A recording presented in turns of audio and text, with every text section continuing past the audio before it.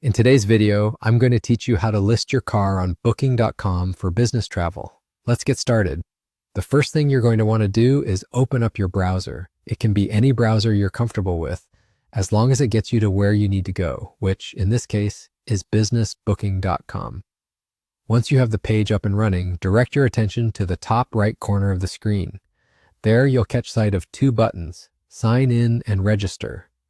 Since we're setting up a new account, you'll want to click on Register to kick off that process. Now that you're in the registration phase, you'll have a couple of options for how to sign up. You can either type in your email address, or if you're looking for a faster route, you can choose to sign up using your Facebook, Google, or Apple account. Any of these options will do the trick, so pick whichever is most convenient for you. Once you've made your selection, you'll be prompted to input some personal and business information. This includes your title, first and last name, and the name of your company. Make sure to fill these out exactly how you'd like them to appear on your profile. Attention to detail here will give your profile a polished and professional look.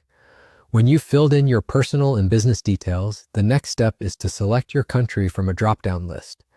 This is a simple click, but it's important. There's also a box where you can add the number of travelers, though it's completely optional.